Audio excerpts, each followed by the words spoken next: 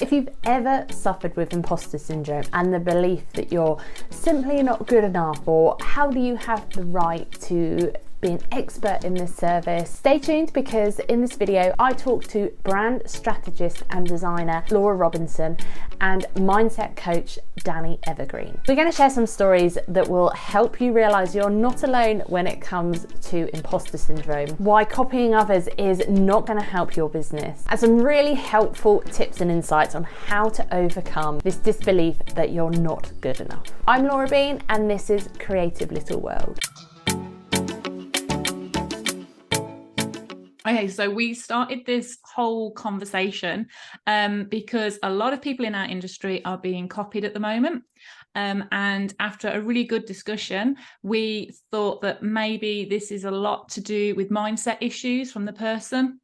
So they're not meaning to copy, but they are actually got a few issues with maybe imposter syndrome, not knowing who to talk to, feeling a bit out of depth. So they feel that the best thing is to look exactly like everyone else in their industry. So imposter syndrome, it's a big topic for all of us. I am guilty of it quite a lot. How do you guys feel about it? Well, I think just like you say, Laura, I think every person is guilty, even those people that are coming across like they know everything and they're the best in the business. I'm sure everyone behind the scenes has imposter syndrome and is panicking over something, even when you've done it a million times before. There's still that fear that creeps in. How do you cope with it at the moment? What tips have you got that we all use? Because it's happened to me big time this week. Walked into a meeting, lovely client, really nice. The rest of the sales and marketing team were sitting there and no problem. But these little gremlins start playing in the back of their head going, who am I to be telling them how to be dealing with their business and how to brand their business and how they should be talking to their customers? And yeah, it all started setting in halfway through the meeting, which was not the best timing. So please tell me I'm not the only one that does this. Yeah, I think it's something that probably all of us have experienced at some point. I mean, I'm a mindset coach and I help other people with this, but it doesn't mean that I don't get imposter syndrome myself. So I think it's a lot down to our beliefs, isn't it? Like if you're fundamentally in a similar situation to what you're just saying, Laura, there's some kind of belief there that maybe these people know so much more than you, or that they're such an important client or something. We put something in there where we go, oh, well, I'm not therefore good enough, or I don't know enough, or something that makes us then think, who am I to do this? And so it's first of all, it's kind of going, well, what is that? Why is it, what am I thinking? Why am I feeling like this right now? And then being able to then shift that. So for me, one thing that I always think is everybody's equal. In my mind, and that's something I really believe, everyone is valuable, whether you are a homeless person on the street or you're a CEO or the president, you're a human and you're not a better person. Or like celebrities, I've never got that like celebrity worship thing, because I just think, well, they can be the most amazing singer or actor or whatever, but they're still just another person. That's how I see it. So I kind of go, if I walk into that room and I think, oh my God, this person's so important, or they're so good at this, who am I? I kind of go, they're just a person.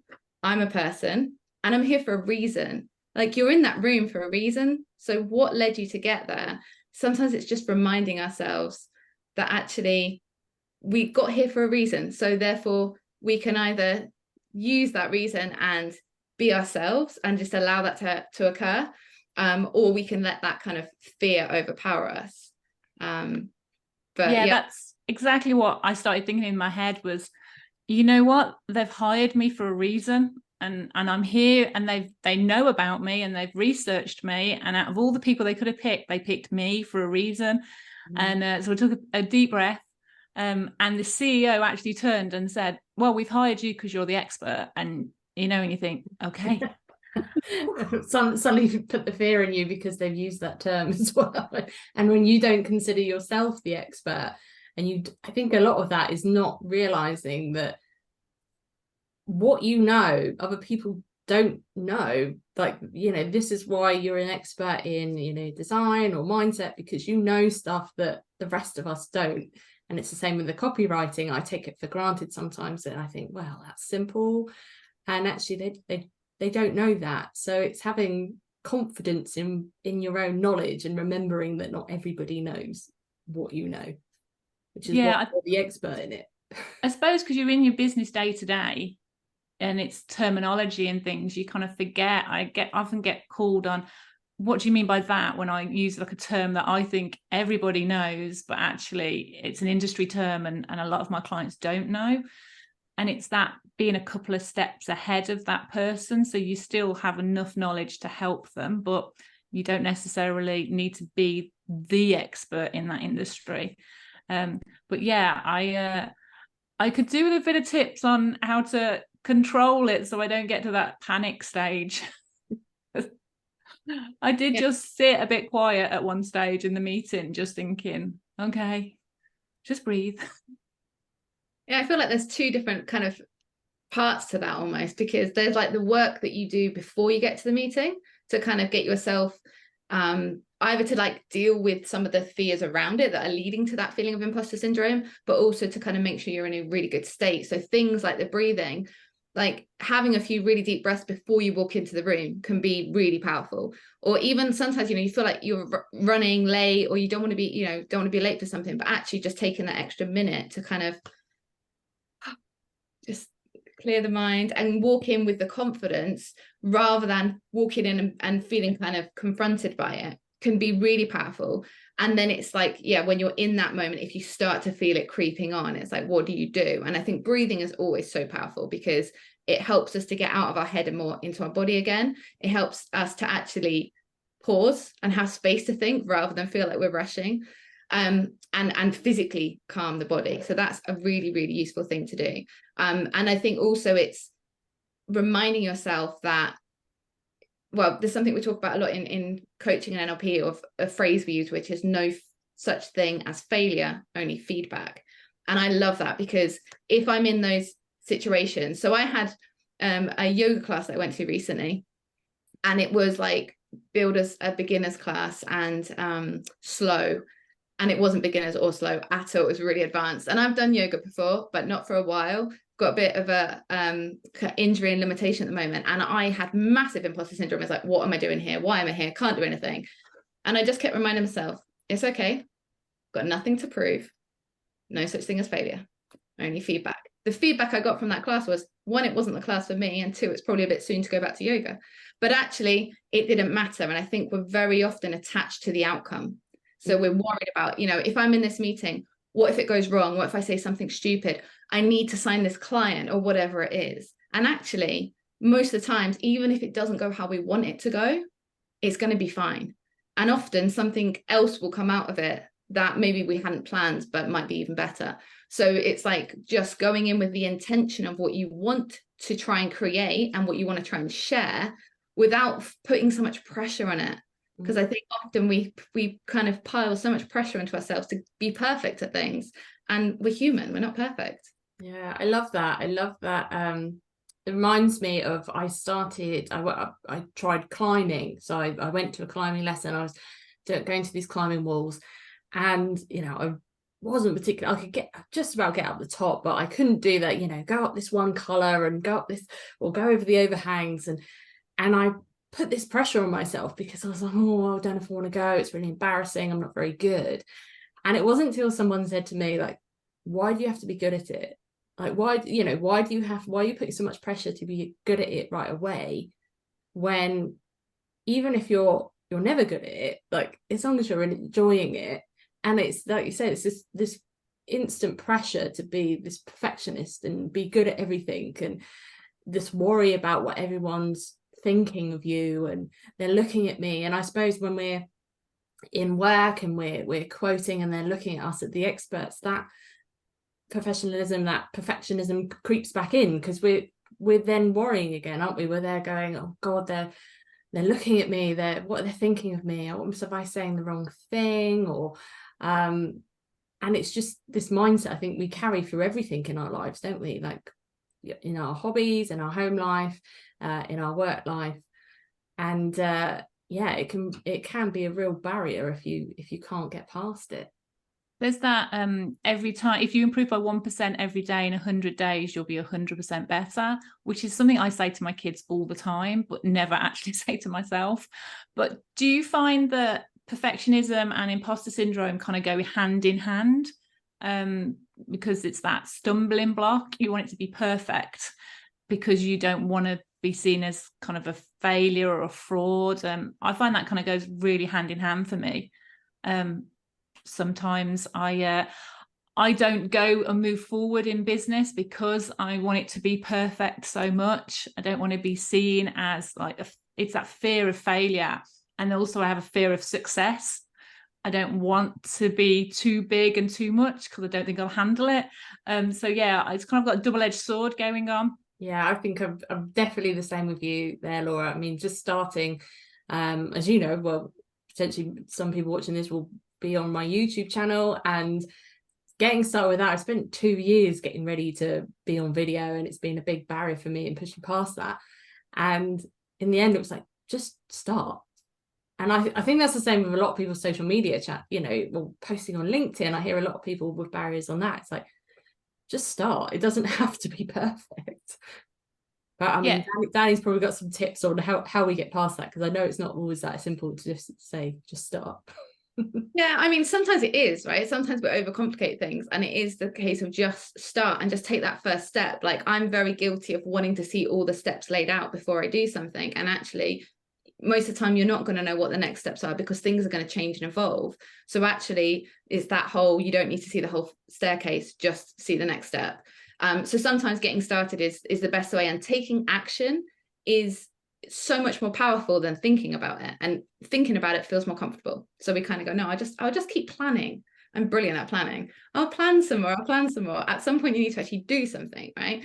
But it depends. There is, you know, a lot of time there is a lot of fear around that. And we've talked about fear of failure, fear of success, perfectionism. They're all kind of separate things, but they also all often coexist. And we're brought up in a society where we're kind of taught you need to get things right. You know, you go to school and you want to get the top grades, and you go to work and you've got certain standards are expected. And we don't want to be wrong. We want to be good boys, good girls. There's still that little inner child that wants to be accepted. We want to fit in. And so there is always that fear that if I don't fit in, I'm going to be excluded. And actually nowadays, that's just not true. Like, the world that we live in, that isn't the case. And actually being different and standing out is the best thing you can do, because then people kind of align to who you really are. So I think sometimes it's just giving yourself a little bit of compassion that actually it's normal. Like, we all get it. Even those of us that are very aware of it and have done loads of mindset work will still have those feelings and still have those times where we doubt ourselves and we fear things. Sometimes it is a case of actually getting some help and doing some kind of coaching or something to help you unpick what it is, because it's often something that's more deep rooted. And most of our beliefs and things are from when we're kids.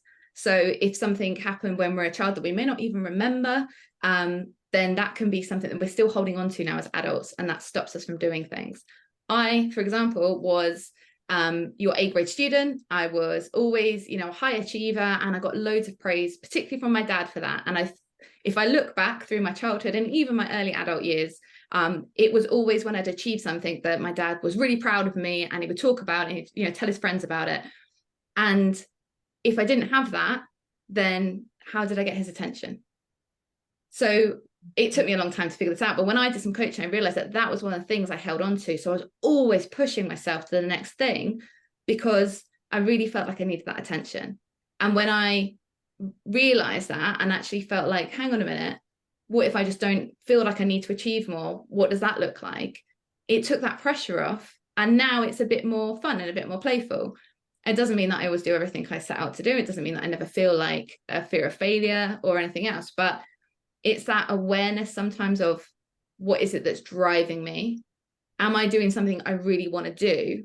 And if so, then it might just be like Laura was saying, just take the action, get started and do a little bit and figure out, you know, what feels safe enough. Maybe you're not ready to launch a whole YouTube channel, but maybe you can just record a 1-minute video and share it with one person that you think might benefit. And then if you get some good feedback, maybe then that gives you the confidence to do something else, because a lot of people talk about confidence around these things, and we talk about confidence as if we don't have it or we have it, and that's just simply not true. We all have confidence, because if I ask you, do you feel confident that you could walk across to the other side of the room, most people are going to turn around and go, yeah, I can do that. Or could you go and make me a cup of tea? Are you confident you'd be able to do that? Most people would say yeah. But when you were a child, you couldn't always walk, and you couldn't always just go and make a cup of tea. That's not something you could always do. So you built your confidence by doing it. So it is, sometimes that action is a really key part to doing it, Laura. I think you touched on a gem there. Yeah, I love that idea of being able to let yourself fail. Because in branding is stepping stones. You don't all of a sudden go out into the world and wham, that is my branding. You kind of, especially as an entrepreneur setting up, funds are an issue. So a lot of my clients can't afford to, go and get everything and pay for, the website that they dream of. And it's all build slowly and build the branding out and let them play with it. And I'm saying some things will work, some things won't work. It's an ongoing creative process. But I don't think I allow myself to fail in my own business. I like that idea of bringing back the play in business and being an entrepreneur and playing and testing. It's definitely something I think that all as entrepreneurs need to do a lot more of, because it stops you being creative. And that's the thing, I think, in the sort of freelance community, when people are, starting to become freelancers and build a freelance business, it's that same thing. It's this, well, what if I get it wrong, or if I do it wrong? And I actually, it's what I love about being a freelancer, is that freedom of going, oh, I'm gonna give this a try. I'm gonna try a YouTube channel, or I'm gonna try some reels, or I'm gonna do a LinkedIn newsletter and see what sticks and what doesn't. And there's been things along the way that haven't, and I've gone, well, that was definitely a flop. I'm not going to do that one again. But it didn't affect anything. It didn't, the world didn't stop, and I didn't destroy my business over it. I learned from it, and I was like, okay, well, that doesn't work in this for me here, so I'm going to try something else. And it's that continual, like we say, action and taking that step and trial and error and seeing what works and what doesn't. And as you do, the more you do it, the more confident you get, and the more, happy you get, because what works and what doesn't work, especially when it comes to your own business and building your own brand. Yeah, definitely. And I think there's this, if you talk about failure, there's a brilliant clip of Will Smith on YouTube about actually searching for failure, and that we should be seeking out to fail. I think it's fail fast, fell forward, and fell often, or something. That might be paraphrasing, but basically the more we fail, the more we learn, the quicker we move forward. And so actually, if we're seeking out to find what works and what doesn't, the more we find what doesn't, the more we learn, the more we find what does work. And it's the same as, you'll hear salespeople saying, actually, you want to get lots of no's, because then you're going to get to a yes. And that's a very specific, like a salesy way of thinking about it. But actually, the more you try things, like you're saying, Laura, and go, well, actually, that's really not working for me. Well, that's great, because now you figured out something that doesn't work, but that might then lead you in a direction of something that does work. Or if you're putting yourself out there and you're being, authentic about who you are, and you're worried that people might not like you, well, that's great, because you're going to figure out the people that aren't for you, and then you're going to find the people that are. So actually, what's the bad side of it? There isn't really most of the time, but in our heads we go, oh no, like if I'm wrong, the world's going to end. It's probably that's like full circle to what we started with about, people copying other people in the industry and trying to replicate someone else's business because, I don't know, the fear of putting themselves out there. But it, although I know people are hit and miss on the term being authentic, but if you are the real you and put the real you out there, you're going to attract like the clients that are for you, and the people that are for you, and you don't want the opposite of that. So repelling is just as good, isn't it? Yeah, repelling someone else's style is not going to bring you what you want. Yeah, definitely. I think if you can repel the wrong people and attract the right people, that's exactly what business should be about. But I think I like the idea of like it being a prototype number one. So this is like your prototype number one. It doesn't matter if it works or if it doesn't work. You've got prototype number two coming up. And I think in business, like my business has evolved greatly since I started it. Completely gone down different routes due to COVID and everything else. But I think a lot of people need to realize that, you can evolve. You don't have to go and copy the big person in your industry. You do not have to look the same. There'll be people out there that will attract to you as a person and attract to your style. So don't go and copy. It's just makes you look awful. Yeah. And I think also the reason people maybe copy is because they fear that they don't know enough. They think, oh, I don't know enough. I've not been in the business for as long. So let me look at this person who's been doing it for 5 years and I'll just do what they're doing because they obviously know what they're doing. First of all, how do you know that they actually know what they're doing? It might not be as good as what you could create, but also you're doing this for a reason, right? So you must know something, even if it's just what you said earlier, Laura, of being just a couple of steps ahead. You don't have to know everything. You just need to know enough to help guide the person that's a couple of steps behind you in whatever it is you're doing. And so if you just focus on that and being where you're at, then you will attract, like you say, the right people to you. Because I think it is a lot of the time, it is that limiting belief that, oh, I don't know enough, so I'm just going to copy what other people are doing. And like you say, that's not then whatever word you want to use for it, authentic, being your true self.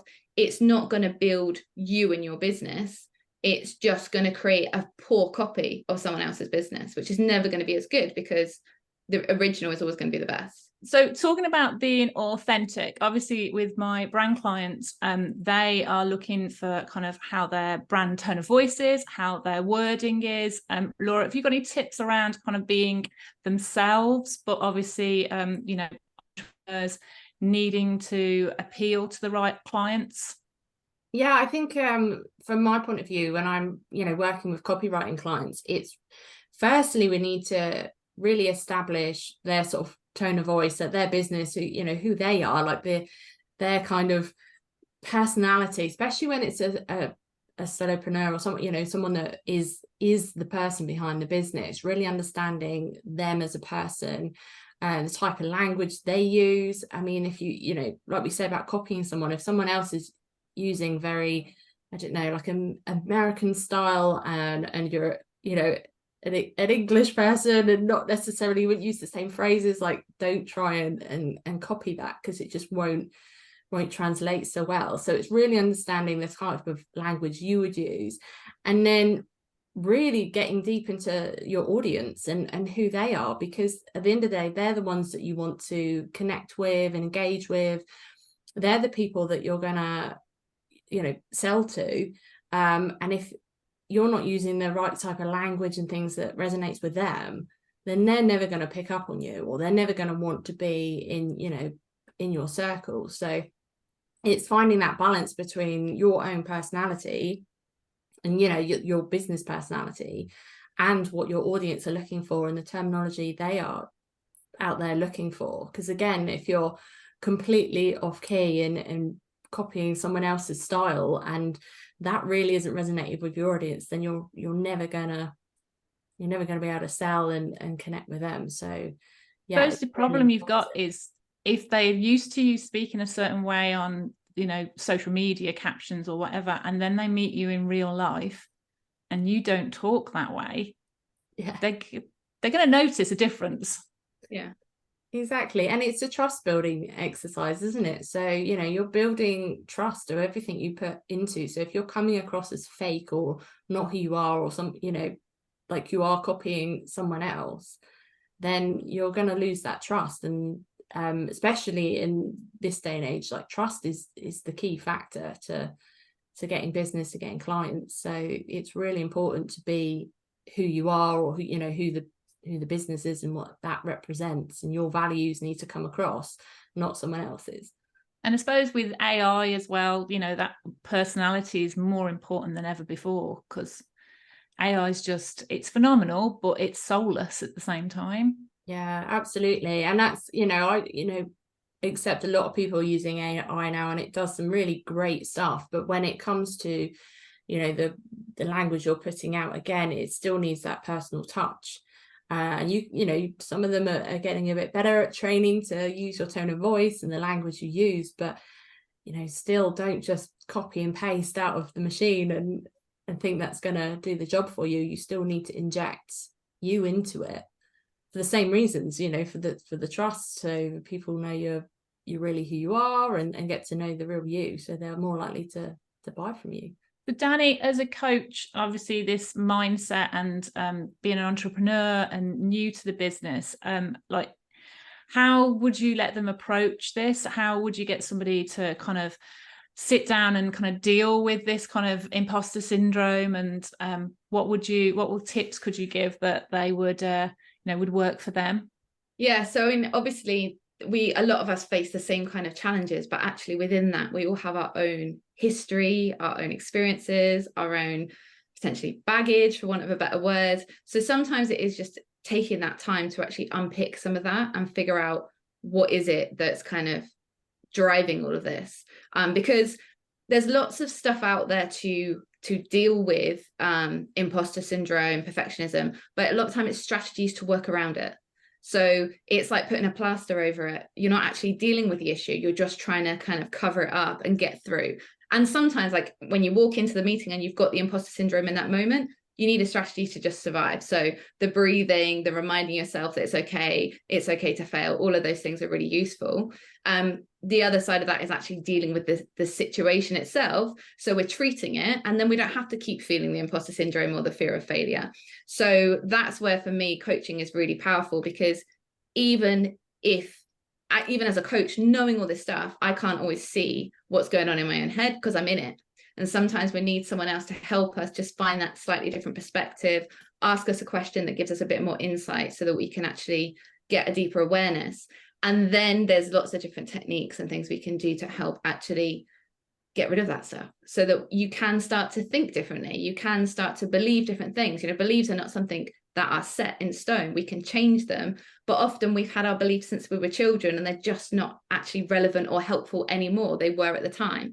So that's what I do a lot with my clients, and I do work a lot one-to-one, but I've recently launched a new membership for people who specifically for female entrepreneurs and small business owners, because this is something that comes up a lot and we can't always figure it out on our own. So sometimes we just need, like I say, that little bit of extra help, a little bit of coaching, and also the support of knowing that you're not on your own. Like we've all shared today stories of experiencing these kind of things, and sometimes it's good to hear that someone else has had a similar experience, so you realize, oh, hang on a minute, it's not me, there's nothing wrong with me, this is kind of normal.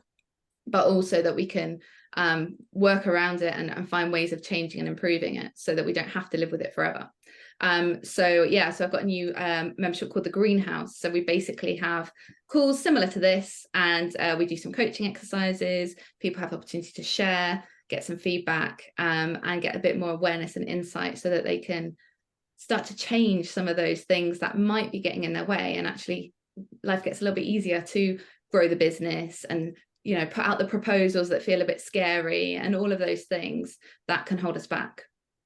Yeah, knowing that you've got the tools in a toolbox, knowing that you've got the support and somebody that you can literally just chat to quickly to support just before is, especially for any entrepreneur, that's gold, because it can be a lonely business as well. So knowing that there's someone out there and there's a membership that you can connect with other entrepreneurs is such a fantastic thing. That's really cool.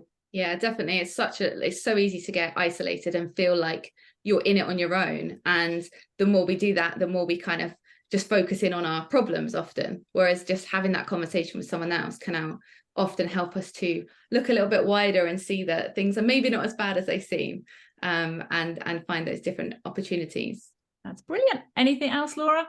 No, nothing else to add on that. That was I think that was really, hopefully that's been really helpful to other people. Even I found it helpful just being part of it and hearing like Danie's advice and all of our experiences. It makes, like Danie said, you're not alone out there feeling this way. So I feel it's been really therapeutic. Yeah. Thanks, Danie. Yeah. Yeah, it's been good. It was a really interesting chat. I enjoyed it. I've put a poll out asking people if there's anything else they need to know, or anything else. And I've got a couple of clients that have said, oh, we'd be interested in hearing conversations. So if I get any more like kind of juicy topics, we'll have to do it again.